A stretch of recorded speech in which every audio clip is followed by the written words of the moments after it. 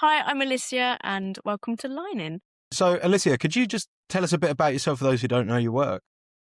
So, I'm Alycia, and I'm currently the producer for the Potter Project, which is basically a community of voluntary filmmakers here in Essex. And over a summer, we will make a film.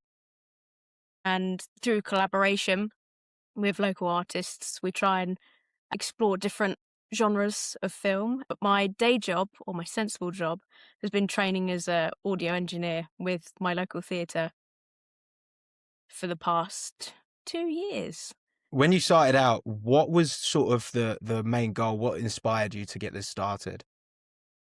So the main reason I went into film in general is because I really enjoy storytelling. I'm awful at writing, like actually writing down things, but I've got so many stories in my head. But I really wanted to kind of visually. I mean, as a kid, I was always on iMovie doing templates of the trailers, constantly, so much so that my iPad would then fill up. So I had a real bug for telling stories. And my mum was a artistic director, and she didn't have any childcare, so I would go along with her. So as a kid, I saw my mum directing and telling stories since I was probably about 2 or 3. So I was really inspired to kind of carry that on and be like, wow, it's a real job to tell stories.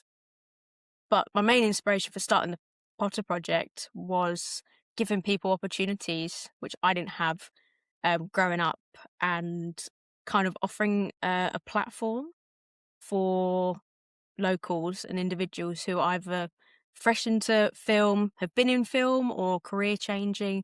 Not just, I wanted to make it clear that it wasn't just for young filmmakers, because I think there's quite a lot of there's a really saturated market for young filmmakers, but there's not kind of that opportunity for career change. So I wanted to offer it to kind of people in their 20s, 30s, 40s. I think the oldest person we had working with us was 80, and it was his first ever film. So I wanted to make sure that they had a platform that they could feel comfortable working with. Yeah, you're all about creating opportunities, pushing things out, like you just said. So, what are some of the roles that have opened up as you've sort of progressed the Potter project along? So for me, producing, that's one thing that's been open to me, because I wanted to stick to directing, and then I realized that actually a lot of what I was doing wasn't directing, it was producing, and actually I'd created this whole new role for myself. But kind of for everyone else, my main goal and the main thing I wanted to create for myself was to be that beacon of opportunities for other people.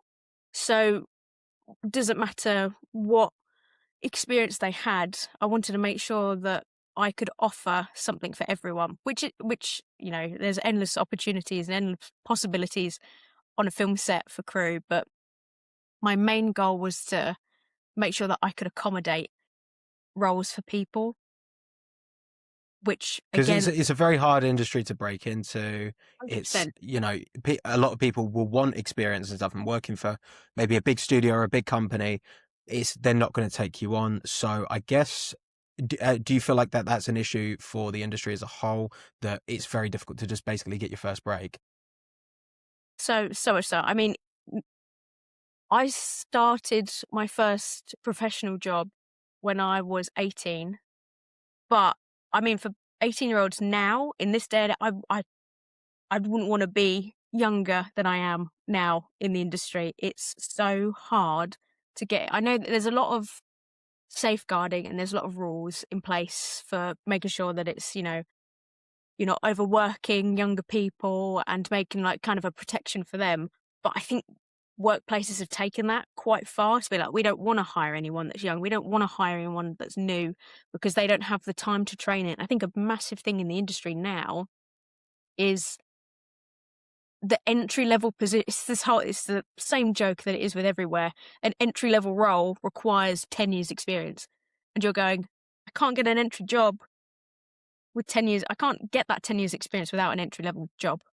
It's kind of like catch 22. And I think, I mean, as we were saying earlier, I think that it is a massive reason why a lot of creatives now have had to have a reality check and actually be like, it's not sustainable to work in the industry as it is at the moment, and maybe look to jobs that don't inspire you entirely, and they're a bit more mundane to what you kind of you I mean, people have trained for years. You know, people take GCSE, especially actors. If you've taken GCSE drama, you've been working since you were 15 to get a job.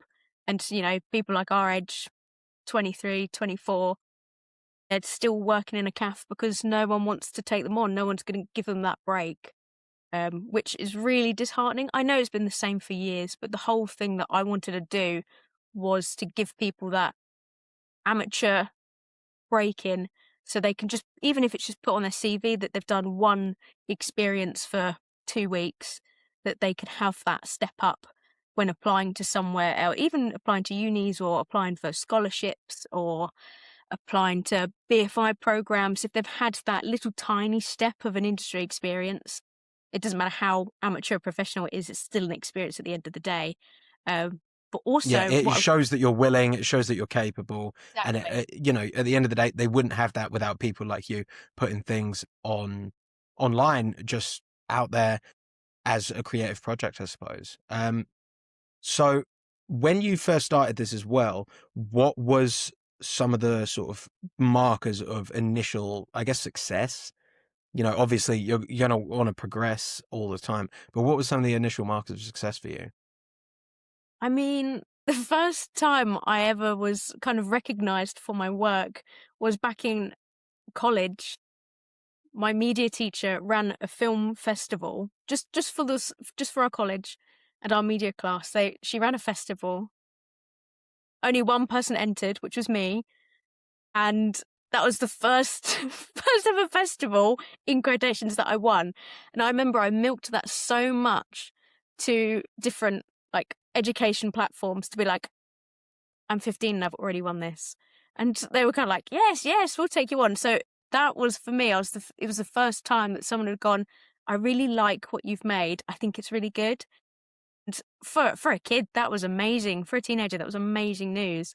But obviously, it didn't hold any industry value to it at all. For No, I me, mean, you know, the only applicant and stuff like that. But it just goes to show how far that first step up can take you. I mean, so from there, what sort of happened? so I it kind of it happened. We posted a video on social media, and it got about 500,000 views. And it was just me saying, you know, can anyone help me make a film over the summer? Like, wouldn't it be really funny if we did? And then all these people replied and was like, yeah, we'll make a film. Like, let's do it. Let's make a film. And I was a bit like, oh, I've got to do it now. There's all these people. I'm like, oh, do you really think this part through? I didn't think it would get very far. It was a nice concept, you know. Oh, let's make a film. But now Yeah. people are on board. They've gone. That's a great idea. So you've got to do everything. But I had a lot of, I mean, it was definitely a 75% split between so much support. And I mean, I had so many people go, yes, please, I want to help. Where are you based? I had people offering to be flown in to come and help. Like, they were that dedicated. And then I had the other kind of 25% was like, I've tried this before, doesn't work. I've tried this before, can't get commitment from people. And I had so many people like shut me down for it. And kind of a lot of it was like, oh, you need to make sure that you're abiding with um safeguarding and all of that laws. You can't just do it by yourself. And I was like, it's literally been 24 hours since this has gone viral. I don't, I haven't considered any further than right now, this second. But I mean, my mates were so helpful. Rachel created this Discord for all of us. Um, and there was about, in the end, because obviously you've got that level of like, people see your video and they go, yeah, yeah, I want to help. And then they're not very active. They don't look back at the video. They don't come back. They don't reply. But then we managed to get about 600 people who, like, proactive people, joined our Discord. And I mean, I'm not very tech savvy when it comes to that, but Rachel created like sections where everyone could highlight what role they wanted. So automatically, I had sections for everyone to talk in. And it kind of it was a bit dormant for a while as I was just trying to like wrap my head around things. And I remember we did applications, and there was thousands of applications. I had like 3,000 messages at one point, and I was like, "This is just too much. This is way too much." And then obviously my previous work that I'd done at college and etc. started to get recognised, and it was really nice. And people going, "Oh, this is a cool film," that got exposure, which was great. But then I was kind of going, I'm so vulnerable right now. Everyone can see everything I've done. I haven't acted quick enough that I can kind of let people like control what I want to be seen about me. So I had to kind of quickly act and be like, I've done this and done this and done this. As I was writing kind of the script, I then got people involved, and for about 4 months, we had people helping edit the script, read through the script, and I was kind of that was my buffer time. That I was like, I haven't even got a script in place. I can't start a film. I can't start production, so I need to finish this script, and that's where everyone was helping. And like with the Discord, I could send a script page and be like, can someone just proofread this for me? And then they'll be like, yep, done, change this word, don't like this is really good. And it was such a lovely community of everyone helping, and I think we got it done. So that was I think we started writing in the November of 2022, and that was probably done by February, which was great because we had a Mm. whole like hour and a half film written, and I was like, this is insane, this is incredible. But then there was a small post that was out from the BFI, and they were like, "Oh, I'll create a short film that's vertical, for a competition." And I was like, "Okay, well, I'll do that." I was like, "I've already got, script writing's happening. That's fine. I can deal with that." But I was going to have a little play about with this vertical filmmaking. And I think 2 weeks later, I got a message from the BFI saying that I'd won, but I couldn't tell anyone that I'd won, so I had to keep it a Because secret. obviously And I the was like, ceremony is coming up and you "Yeah." can't. Yes. It was so hard. I was like, "Oh my god, this is like major stuff."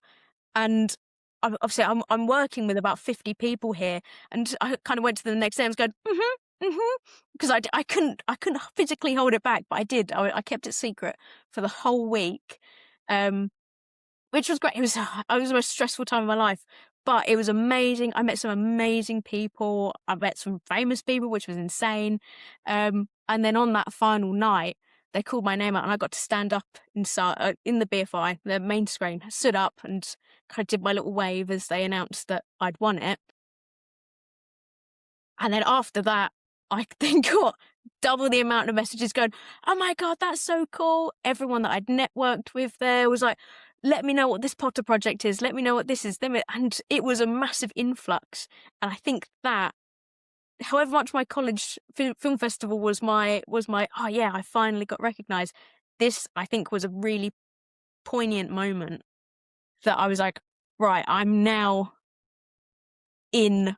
I'm in so deep, and I cannot get back out. I No, can't hide. you've established yourself, and I guess I've established myself now. Like this is actually a thing. People know me as a filmmaker.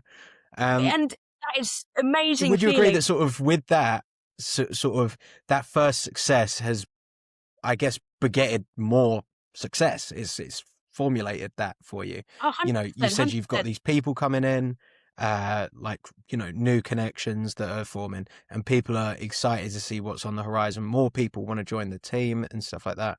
You mentioned back there as well that you had these people who'd come in on a voluntary basis. You'd agree as well that despite the fact that what we said earlier, there's a lot of people who are struggling to find work in the industry, there is a huge amount of people who are willing to do it. Because I'm assuming starting off, there wasn't a lot of financial benefit in it. There was No, nothing. There was nothing. I nothing. just No, because there's no funding, there's no company, there's no studio. It's no. just you guys. I guess Yeah. that's a nice marker that if you want to do it, you can just do it, you know, and there'll be people who want to get along and help you and be a part of it. Is that Yeah, the biggest thing you found, the community? yes, so much. That is absolutely spot on. the community aspect. I'm such a big advocate for volunteering. Just I know volunteering can't pay the bills. I'm aware of that, but I like to think that the whole joke of you'll be paid in experience. We've all had that, and we're all told that, we're not going to be paid. You're paid in experience, but experience now is more valuable than anything. And I think that if a lot of people kind of shun and frown upon voluntary filmmaking, which I don't know why, because a lot of the volunteers that we get are so passionate about film that it completely outweighs the fact that of being paid. This sounds awful, but I'd rather have passionate people that didn't mind having their food and travel paid for than someone that was there purely to make a daily rate and go home again. I Yeah, didn't I I suppose because they've still got that love, and that's just the reason why they're doing it. Whereas maybe, that's one of the things when you get on the larger scale and somebody's getting a day rate, somebody's getting a salary, somebody's getting XYZ amount of money, that they don't, they're doing it because they need to get paid. They lose that passion maybe that's behind why they started in the first place. You see that with a lot of actors and a lot of musicians as well. I just want to jump into the sort of audio thing. When we spoke before on our little preliminary call, we talked about sort of how you got into audio at the start when you were making your very, very first films. What was your relationship with audio then? I hated audio. I didn't see any point in it, and I didn't understand why I needed a mic when my phone could kind of record what I needed. And that was about 13-year-old me saying that, being like, "I don't need a microphone. I've got my phone and camera. That's fine." And I thought my audio sounded great off my phone when you can actually hear the room atmos change at each cut. I was like, "That's fine. That's all part of filmmaking." And I stuck with that. I was gonna die on that hill that I never needed audio. Um, and I've had quite a classical ballet like upbringing, so I was always surrounded by mime. You mime everything. There's no audio apart from your classical backing track. And it was only when I started to go in college being like, "Oh, I've run out of hands for a boom operator.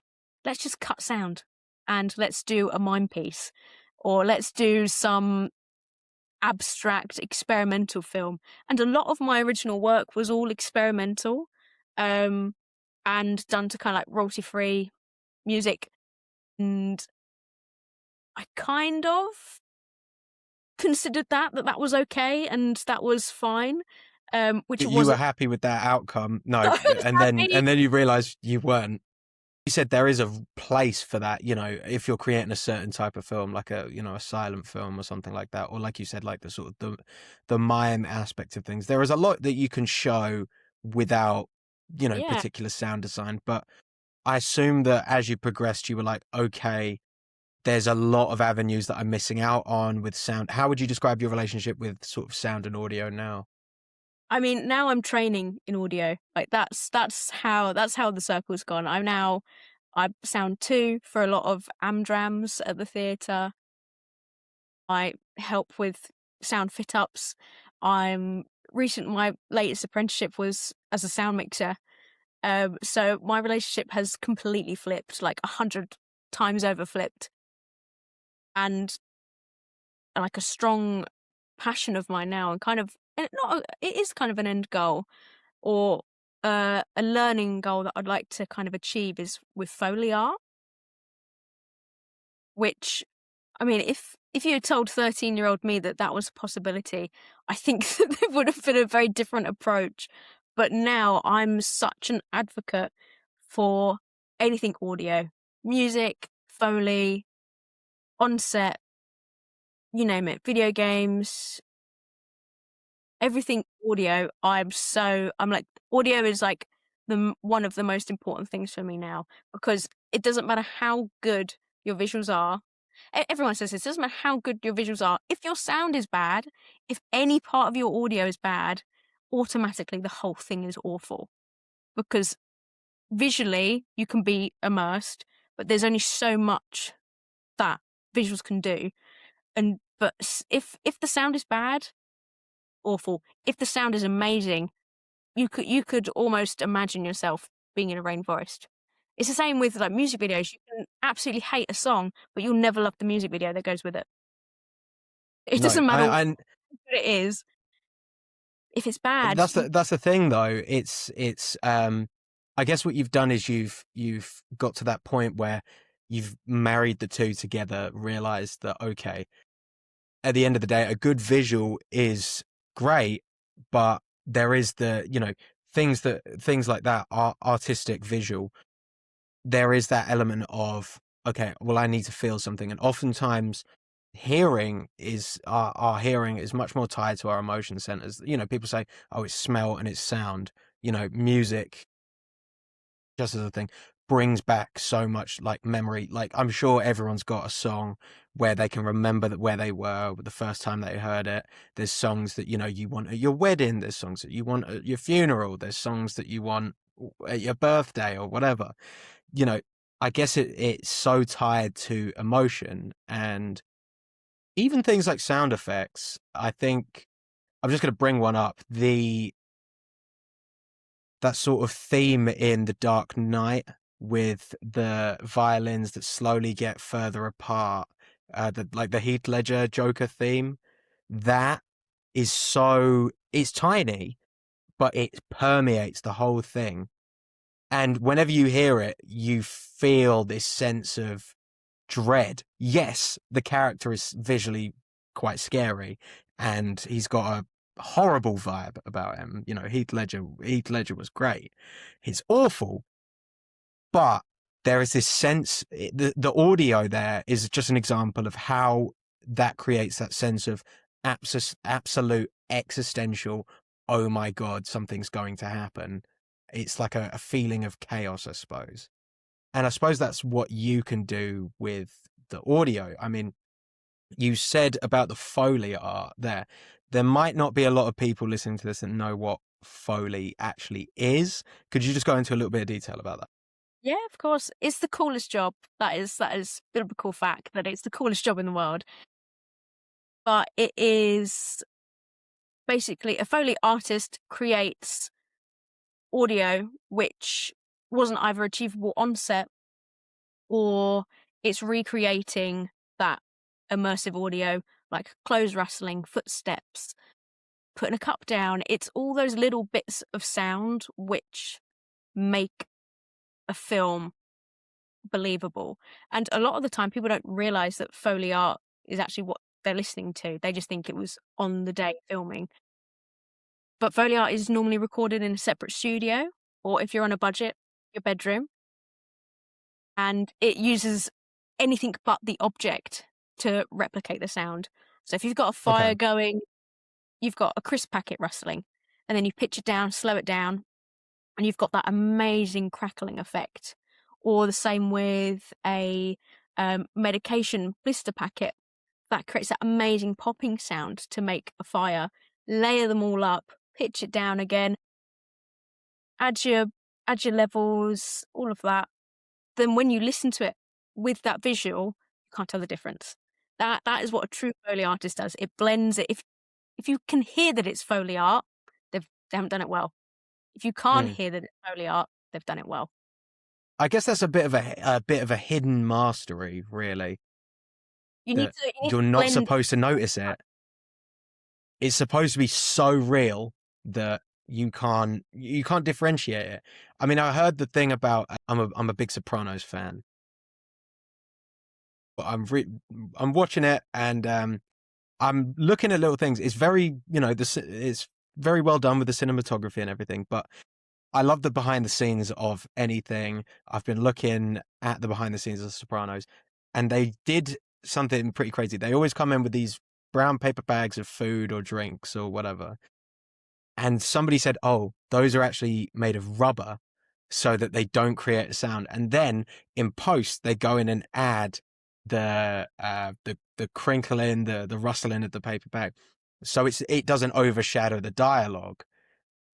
That when I That's what a Foley artist is. That's what it is. Making sure that what's on set, the most important thing that's actually captured, then is the thing that can be heard. Yeah. What's some of the craziest things that you guys have done on the projects? In regards to Foley art, or Yes, yeah. recently, my partner's a Foley artist, and he had to record individual coins dropping in a bag and rustling in a bag. And I think we had 50 layers of individual coins, and they all had to be remixed and mastered. And you may think that's stupid. Why don't you just record a bag of coins? It just didn't sound right. A bag of coins didn't sound right. You needed to record two individual coins slapping together to record, like, to control it entirely. And that took about a week.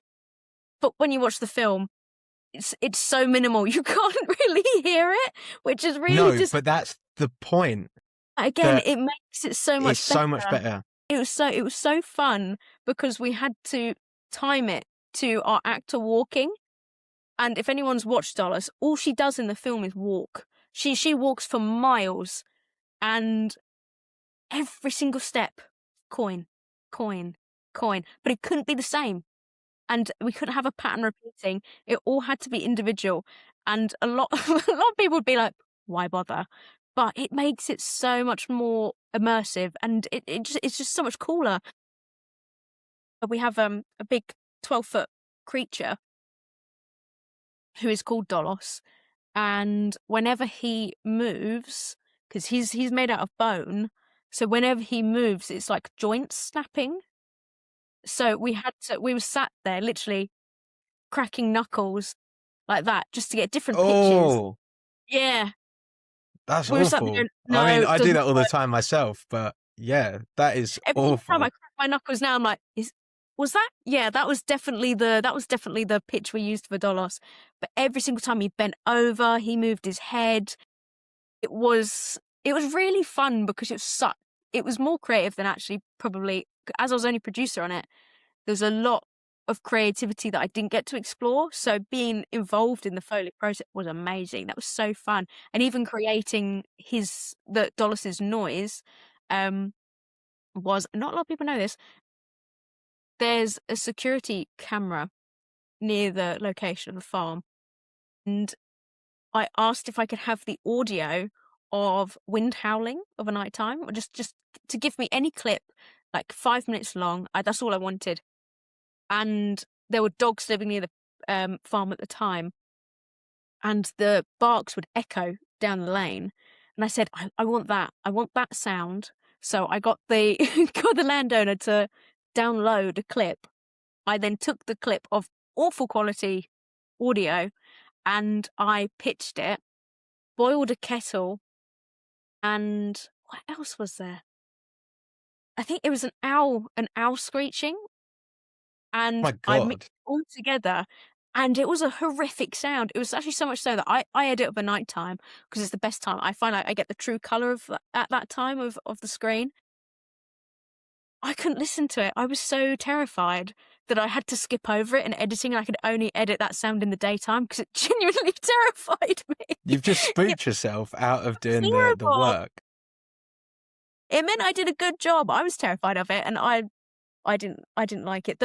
My main kind of influence for Dolos's sound, it's a really, really niche thing, but the Winter Soldier's theme song, the scream at the beginning, My that is kind God, of like yeah. a build up, that sound, I used to torment my sister with. I'd play that sound. She hated it, and I wanted that reaction. So I was like, what can I recreate which is like this? I was like, I need to feel what she's feeling about the Winter Soldier soundtrack. And I was like, right, this is what I need to do.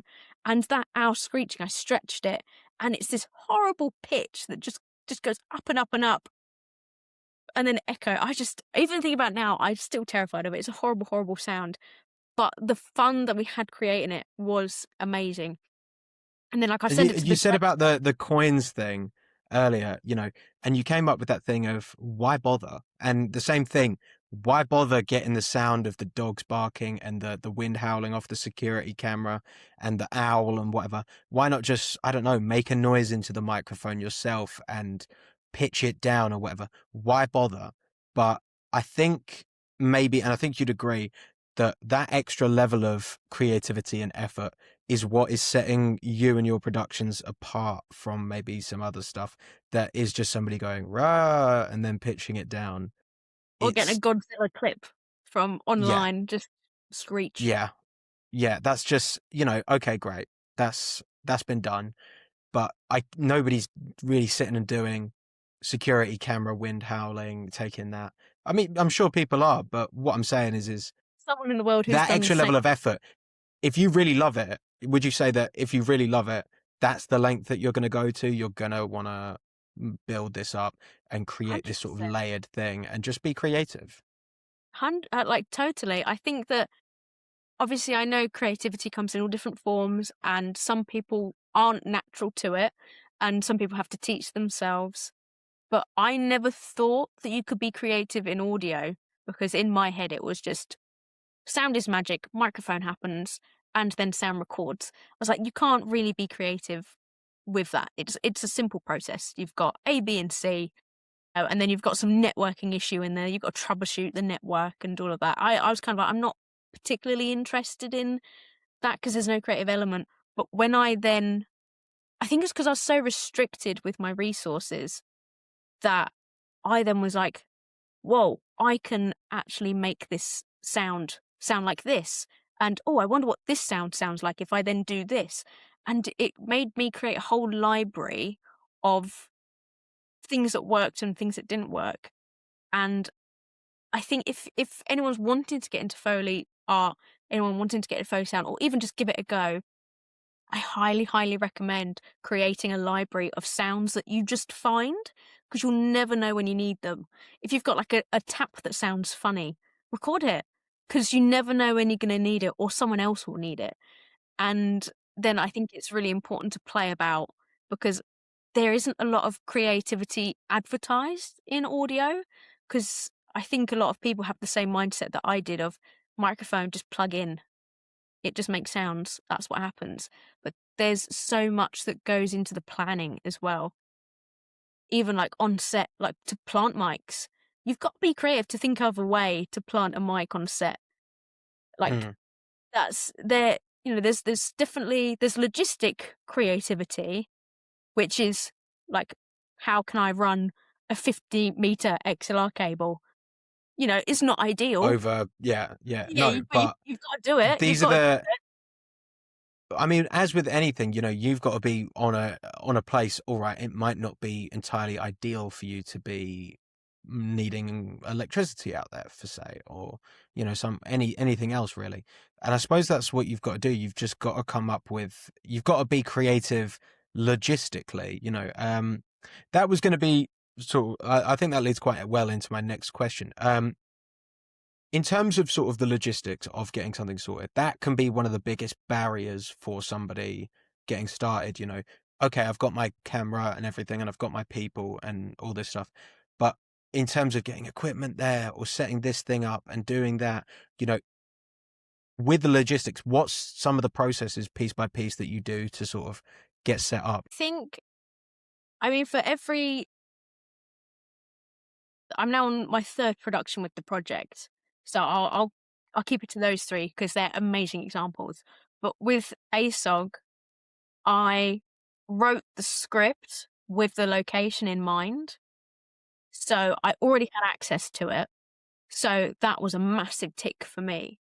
And however much I wanted to be filmed in like the height of summer, because my story was more leading to teens going to university. I was like, well, they don't go to university in the winter, they would break up for summer. And so I had to think about actual kind of seasonal logistics. And this was before I could even get anyone in. I wanted to make sure I had all this planned. But then we were filming on an active farm. Now, if anyone knows anything about farm activities, literally anything about farming, they are so strict to timings that you can't stop a farmer. If you're on the field and you're filming and they need to come and fertilize, plow, whatever, do whatever, they're gonna come in and do it. They don't care about your recording.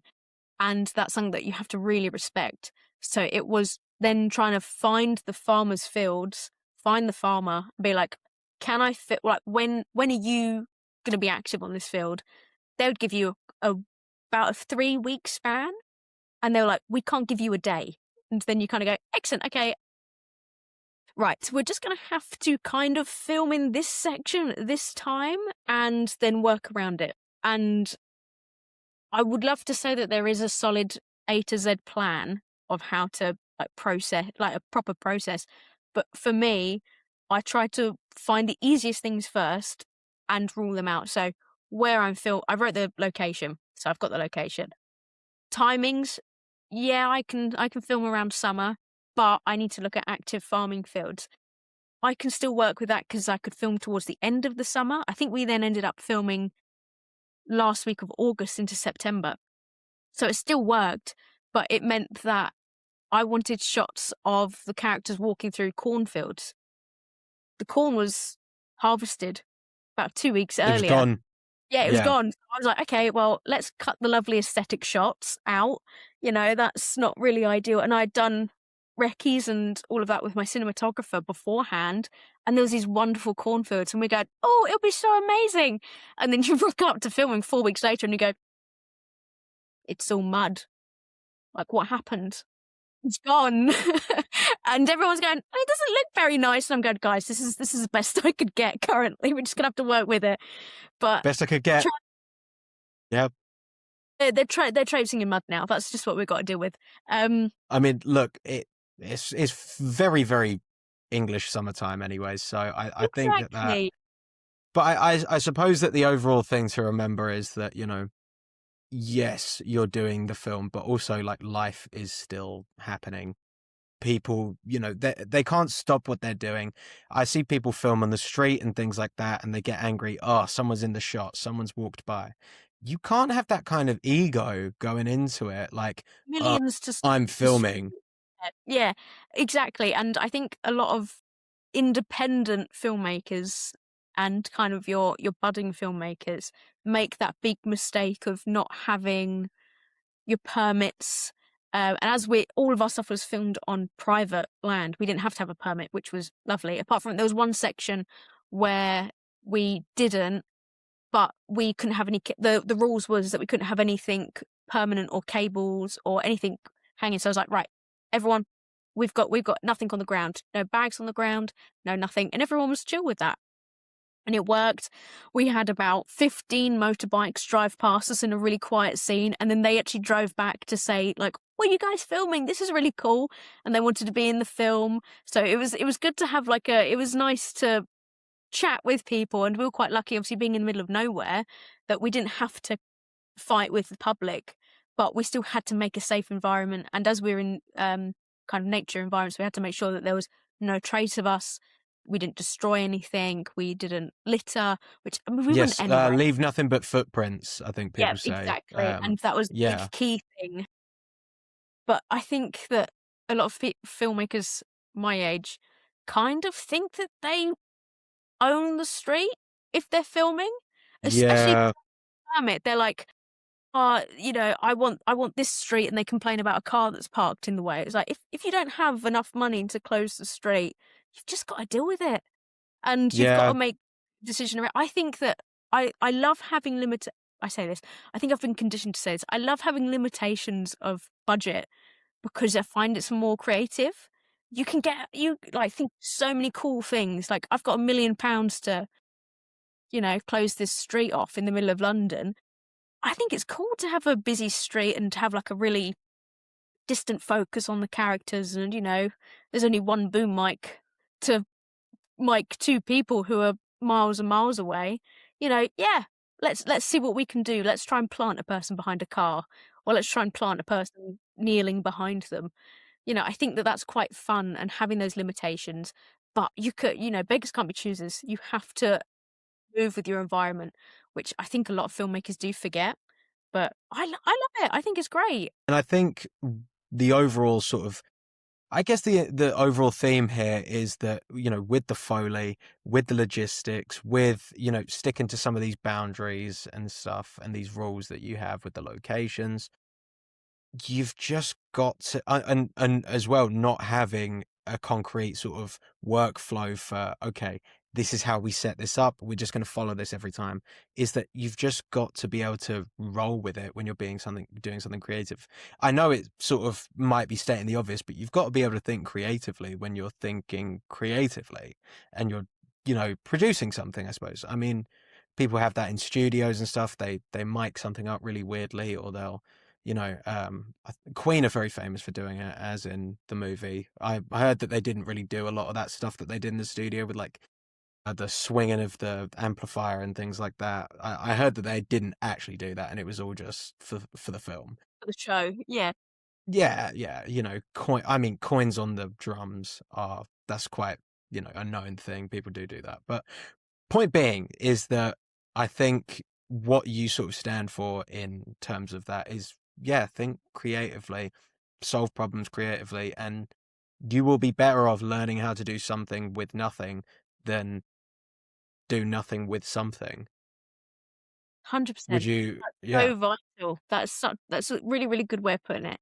It's so Oh, vital to no, it really is, and it's refreshing to hear someone else say that rather than kind of going, "No, you have to kind of, learn from your mistakes, you have to be creative because it's so easy." But I think there's also a limit to being creative. There's a very thin line with being creative and having an ego, and I yeah. think it's a really easy line to cross, and we can all be guilty of it, but I think what is key is understand. I mean, this is what my personal opinion is that I think that directors and producers need to have a fundamental basic understanding of every department, because at the end of the day, you are going to be their friend or you're going to be the worst person in the world because you are running that set. You're running. I mean, even the first AD, you're running that place.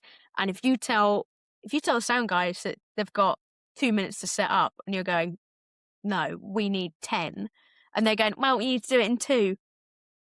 It doesn't come from a place of that, oh, we want to be on time. You don't understand how long that takes. If you've just been if you're still plotting with your actors for 20 minutes and the sound team have been asked to get the actors to be mic'd up, don't start complaining at the sound team because they're holding people up. There needs to be a time and place and understanding. There's timetables for a reason, and I'm a big timetable person. But I think that a lot of people now, especially with there's not a lot of support going to film schools and such. And I mean, I didn't go to film school, but I taught myself a lot of etiquette. And I've come up through my original kind of film background was writing and cinematography. And then I changed to directing, and then I changed to producing. And now I'm in sound. I have that basic understanding of those fundamentals. But even down to things like costume, art department, I've worked in costume and art department, and we're one of the most underrated people because they're like, let's move this prop out the way. And you go, no, you've just ruined your whole continuity moving that out. And then you've got a director moaning at you because you're in the way and they can't get on. And it's really telling. Well, I mean, I've worked for some big people and they've been horrible because, you're holding up this prop and they go, get out the way. And you're going, I've been stood here for 3 hours. I've been in the back of every single one of your shots holding this up. I need to stand here again, otherwise your continuity is going to be off. And they go, get off, and you just have to go. And you'll be like, well, it's not my film at the end of the day. You can stand up for yourself as much as possible. But I think that it's really telling if you've got a director or Mm, producer that doesn't understand the fundamentals. But mm. the sound department will forever be told that it's their fault. If something goes wrong with lighting, it's the sound department's fault. Oh, yeah, it They is. It is their they're fault. Of course it bad. is. We're behind on schedule. It's sound's fault. It never is. Yeah. Sound is so misunderstood on set. But yeah, fundamental. Just be kind. Just learn that people need time, and don't make that an excuse for your bad scheduling. There's from what you said about the most important thing to respect people's time and respect people, everything about it really is I can imagine there's a lot of people who had just gone like, okay, here's a bunch of budget. I can definitely just make a film.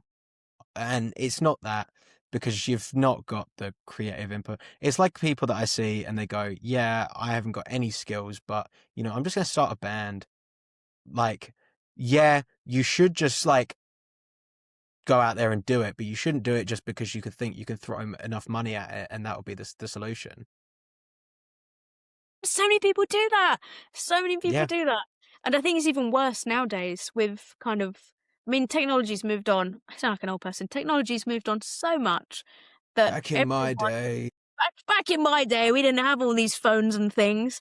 But I remember my first phone when I got in was year 7, and it had a camera, and I was like, guys, I've got a camera on my phone, and then that phone lived with me for like the rest of the time. I think my second phone I ever got was in my first year of college, and I was so chuffed. And then like 2 days later, my friend got the newest phone, so I was automatically descaled as uncool, which was quite tragic. But I still had a cool camera, and that was the main thing. But I was like, oh my God, filmmaking is now so accessible to me. I literally have the best camera in the world. And it was great because I finally had this like opportunity. It's like I've got a filmmaking device in my hand. But then all of a sudden everyone's a filmmaker now. Everyone's a content creator now. The new iPhones, I don't even know what's going on with them half the time, but my partner's just got one, and it's amazing that I could spend up to £500 on a lens, and that's like third hand, and it still can't get the quality that an iPhone can. And you're kind of looking at it and going, this this is so intense and insane that we have all this technology now. But yeah, that's my ramble on. No, I think it's a completely valid point that, and it's the same thing. We've had this on the podcast before, people talking about things like streaming. It's so accessible, DistroKid is so accessible for you to put music out there and think with things like YouTube. But I feel like because everyone is able to do it, there are a certain amount of people who can just throw money at it, like that. And then all of a sudden they'll have something that, okay, it's great quality and stuff like that, and that you can hire somebody to come and work on it. Then you're not like an amateur filmmaker. You've just hired a load of people and bought a load of super expensive equipment, and you find that with social media. There's people who can pay for the ads, the people that, they can pay for the better camera, they can have like the lighting in their room and stuff like that. And people go, I'm doing this and I've just got like, a sheet as like a diffuser over my lamp and stuff like that. And that's the setup I'm using. But I can tell with the rest of the video that that's not what's actually going on. That's not what you use regularly. You have a ring light, you have a proper like mic setup, and you have also some things that not a lot of other people have, with maybe the room to make audio or to make clean visuals. And I think that that's the biggest barrier, really. All right, you can buy all the best cameras in the world, but if you haven't got the place, and I think that, would you feel like the fact that it's become accessible has made it maybe less special? It's hard because however much I am for accessibility on filmmaking, I think this is the most controversial thing I'll ever say. I think that it's quite intense. I think any video craft or any artistry nowadays, people just make art for profit. And that's so evident with Netflix. The curse of Netflix lighting, I never want to be touched with that, because everything is just made to be, it's just made to sell, which sounds really stupid, It's but made to be easy to consume. Like with any lighting changes, you won't have to look too hard or try and. There's so many things you can do with just lighting, and you see it in loads and loads of movies. You can change the lighting, can change the entire scene. But the thing is, with something like a big company, is they just want the same uniform product. They want Stranger Things again. All right, again and if you again, like Stranger Stranger Things Things, worked. Yeah, yeah, Stranger Things worked, but it was, let's do it again and again and yeah, again and let's do again. it again. And that's why every film now has like a weird 70s, 80s soundtrack. That, because it worked for Guardians of the Galaxy and it became a phenomenon. Let's never do anything individual ever again. Or the classic thing of, here's an action sequence with loads of violence, we're going to put some really happy music over it, is because it worked in, loads of films. I feel like the Netflix, the fact that it's so accessible and it's for profit. Yeah, I'll agree with that Yeah. massively. I think there needs to be, this is a lot easier said than done, but I think there really needs to be a retraining of how film is made. And I mean, you've got universities now where they're like they've got, but they're not even unis; they're private film schools, and you can take a master's degree in TV writing. Great. What happened to just all round writing? Then you can do a master's in sitcom cinematography. What Sitcom. happened? Yeah. What? I don't remember there being much creativity in a sitcom, really. But there's a I mean, master's degree for it. Friends written or something like that never really struck me as like really highbrow filmmaking, all right, No, but or there. anything like that. This is what I mean. There's so nowadays it seems to be again profiting off of something. Wait, I know that's so ambiguous, and I feel like I've just said a philosophical sentence there, but it's really telling that filmmaking has taken a dive in the wrong direction because there's so many courses like, oh, pay me £500 and I'll teach you how to be a good director. I don't want to Are learn you? directing from anyone because I want to make my own way in doing it. I can be inspired by other people, and I wouldn't as a director, especially kind of that was my original goal was directing. But I never wanted to be like, oh, do you know who I want to be? I want to be Wes Anderson when I grow up. I really struggled with trying to find my thing, and Mm. I didn't. And there was such a big craze for Wes Anderson, and everyone used to would praise him because obviously everything was central, or it was meaningful, it was colourful, and you kind of have to think, well, it's actually it's all the filmmakers that have made it. It's not just one person. It's not just No, he didn't Wes design Anderson. everything. He can't have done. No, I not think, everyone's copyrighted. and all It's right, that. like directors have their own signature style and things like that. But do you really want to, and as well, that was when I first announced that I was doing the podcast projects here, Line and Network, and I put out a post on my LinkedIn saying this is what I'm doing as a a project now, and I said it mainly came out of the fact that I absolutely loathe, and I mean loathe with like a capital L. I hate these people that go on and they will sell you a course. I will say Yep. that. I think it's a blight on the American film industry. There are people all over the place, or they'll tell you how to get big on social media. The only reason you have got big on social media is because people think they're going to learn from you how to get big on social media. But what you do is you just give them a little bit of a something that won't actually make that big of a difference. If you add up all 50 of these tips and you make sure that you do them all, maybe you will get somewhere. But then you are just everybody else. And like you said, that whole Netflix thing, if you follow what that advice is, you are going to end up just like everybody else. And yeah, they get followers because they're just like everybody else. They're not unique, they're not memorable. And, maybe that's a bad thing that they're actually getting, followers or recognition. Exactly, yeah.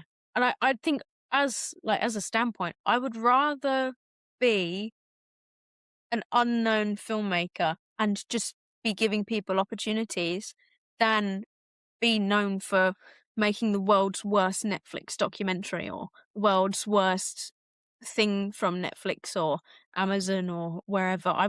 I genuinely couldn't ever see myself working in an environment which is just mass producing stories. And I mean, even with the writer strikes in America, like we're still Yeah. having a massive effect, but they were striking for a good reason. Like Mm. film has taken a decline, and I wish I could be positive in saying that, oh, indie filmmaking is going to make its way back up soon. I think there's going to be a few years yet before Yeah. true independent filmmaking is going to make a comeback, or have support, let's say. But And then you have a look at what some of the sort of the biggest productions in the world are talking like, and you talk about, the CG departments on the Marvel movies. Obviously, they've taken a huge nosedive in quality, and I think everyone can pretty much agree on that. Not only in the storytelling area, but also just the overall quality in recent years. They're the people watching them have dropped, but because the quality's lowered, because they've laid people off or they're overworking their staff, less people are watching it and they're laying off more staff. One that springs to mind is, in terms of jokes, is Invincible.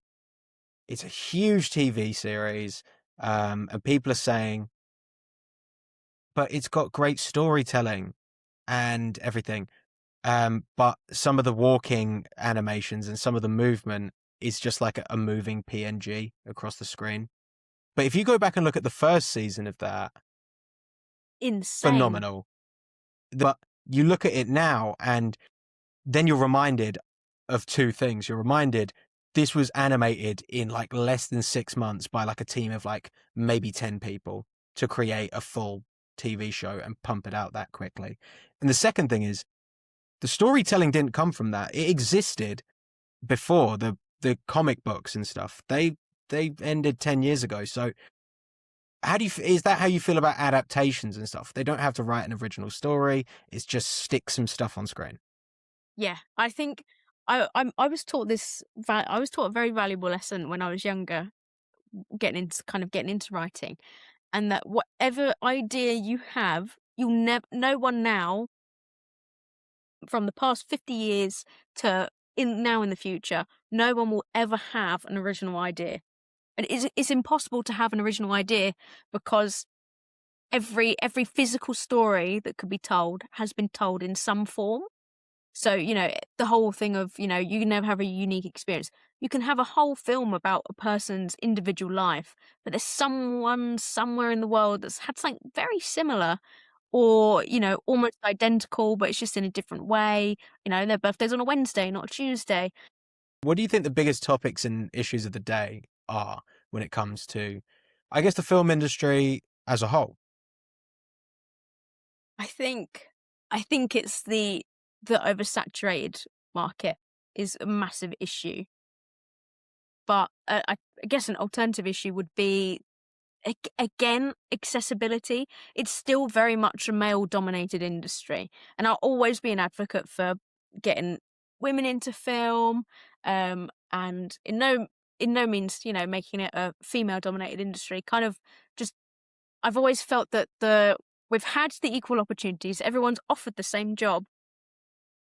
That our start lines aren't the same. We can complete the race together, but our start line's not at the same level that it is for males in the industry. And I think a lot of companies are scared to have inclusive hiring or offer just inclusive hiring because then it can lead to a bit more controversial that you can't have men involved, and people get scared of wanting that inclusive and accessible environment, which again I think people just need to be educated on, Do you feel especially a like lot of it's just a fear of change, perhaps, for sort of maybe 100%. these Yeah. more older XX that are making these decisions? Do you think it's just a change fear? Yeah, and I think it's kind of that whole diversity hire. They express that they don't want to hire people just because they're not a white male. So then they go, oh, we don't want to exclude, everyone because being inclusive means excluding white men. And you go, well, no, it's not. It just means that, look at my CV. I mean, even in one of my previous workplaces, although I trained in a certain role for say I trained in audio in that area. I trained in audio for 3 years, and we got to a show, and I said I'd like to hop onto the sound team, and my manager went, "No, I think you'll be better doing the laundry." I'd never expressed that I wanted to do the laundry. I have an interest in making costumes, but it was never, Can you say that? no, no, he's not allowed to say that, but he, That's horrible. yeah. What? And, that's one experience out of hundreds that women have faced. But I find that even now, even however much we protest and we open inclusivity, there's still people that just don't see it as wrong, and they don't want to have that diversity hire. Like, oh, I don't want to just hire a woman because she's a woman. And you go, actually, no, it's because I'm really good at my job. You just can't see that, or you just have Because that kind you're a of woman. face Yeah. up. But what I saying that one really refreshing thing to find, and this is what I kind of look for in a company whenever I'm applying to jobs, is anonymous hiring. They don't know anything about you apart from your experience. And I would say I've probably got more interviews from that. And then you kind of rock up on call and they're like, you look like a 12-year-old girl. And you go, yeah, that's me. And you go, how have you got 10 years experience? And you kind of go, oh, well, I've started from a young age and, this has been my upbringing. And then they're genuinely interested in what you've done because they kind of can't be shocked at who you are. No, they didn't make that initial No, assumption, maybe like, oh, because of your name or wherever you're from or whatever, that exactly. you were going to be a certain type of person. That's quite an interesting thing. So you're a big advocate for anonymous hiring, especially in the arts. Yeah, I mean, I do it as well. Whenever I'm like at all need people for help, I only ask for their name and their email so I can contact them and I know who to address the email to. But I rarely ask, you know, what's your gender, what's your household income, what was your last job, I what was have this, what was that, that. yeah. When I've applied for Yeah, jobs, I think that's so invasive. you don't Why need to do know that. you? No, not to make sure that I can do a good job. You have my CV and my cover letter. Yeah, These are the exactly. You don't reasons need to know that. why I'm going to do a good job. You realistically don't need to know what my parents did when I was of school age, whether they were a clerical worker or whatever. You know, it doesn't matter.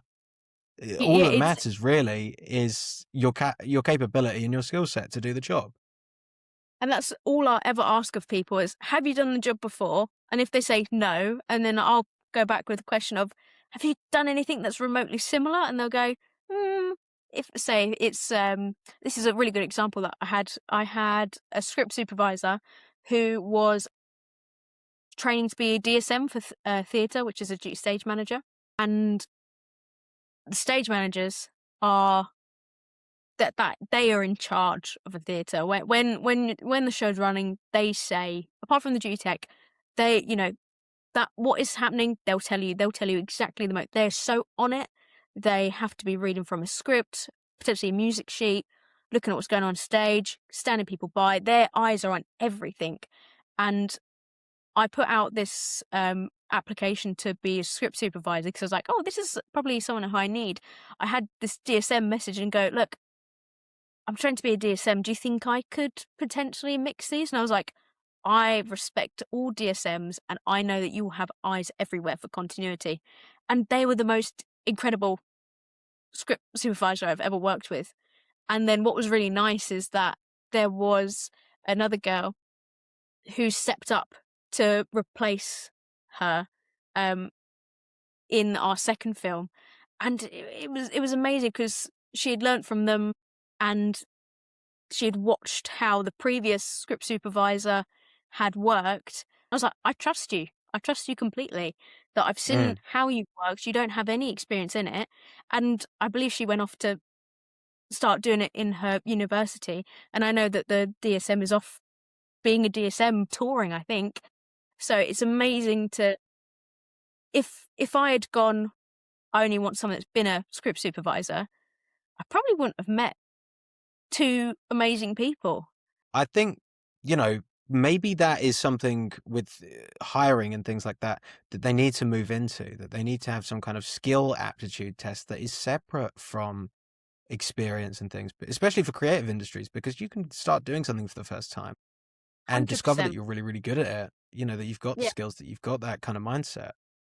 Yeah, 100%. But then the other extreme to that is when you've got so many amazing opportunities, and it's quite a lengthy process on getting hired by them.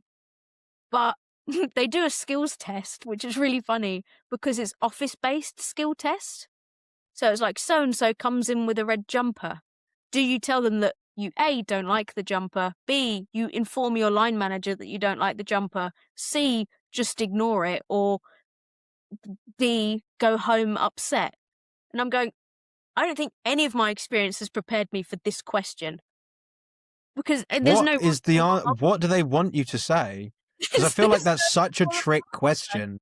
But they're so ambiguous, and that's where I fail on a lot of hiring is my office attitude. And because I'm thinking But about you it, is don't it like, need that to be a director, really. I mean, no, you're not it's good to even have those skills, but sure, I'm sure, but but not to is it that needed? level. That's just how they hire, and obviously that's how they can pick out. Everyone can do what they want when it comes to hiring, but I find that that's a really big thing. Bit of a final question. Just want to say before we go into that, thank you very much for your time today. It's been fantastic. I just want to hear about what's on the horizon for the Potter project and for you, as a filmmaker. So we are in production. Well, we're in pre-production slash a bit of production for our latest project, which is a musical narrative, where I'm collaborating with the artist Zoltan, and he is an amazing, amazing artist, musician, I think under sun actor, and we are creating. I think it's about 40 minutes, but basically a really long music video. But in between, it's got dialogue, it's got flashback. It's very ambitious, but it's going to be a lot of fun. So production for that currently is it's been about 2 years so far. So it's been quite a long while, but now we're starting to get people involved more and more, and I'm producing that. So and it's going to be quite different from the other projects we've done. But for me as a filmmaker at the moment is just getting on with producing, writing. I'm starting a new job, which will hopefully allow me to have a bit more creative time. So I'll have my funding me as a person, and then I'm hoping to finish writing a lot of stories which I just dropped and I didn't continue with. And I'm really excited to get those back out, and now I've got a much more solid understanding of treatments and pitches. I'm hoping to get some of those projects funded, even just Nice. public writing, but I'm hoping to get those out and about, and who knows, Netflix, you might see me next year, but actually Maybe. maybe not Netflix Well, next year. if you do, please fix the lighting. I don't tell them, at least forward that from me. No, Um, I will never be seen with Netflix lighting. That is one thing I can promise everyone, okay, good. just in case anyone was You panicking. had me worried for a second there. You had me very, very worried. Um, Alycia, I just want to say thank you very much. It's been great to have you on. And where can everybody find you on social media? So we're mainly on Instagram. We occasionally dabble in Facebook when I can work out how to actually put a post up. But Instagram is our main one. And we do have a Twitter or X account. But again, I'm not very tech savvy. So Instagram is where you can find us all. And that's the Potter Project. That's me as a filmmaker. And all of our filmmakers are tagged in our posts. So definitely go check them all out. They're incredible people. Make sure you network, collab. They're all insane, talented people. But you can find them all there. And stuff. Thank you very much. Thank you I very think it's much. been a great episode. It's Thank you for your it's been time. lots of fun. Okay. Thank you.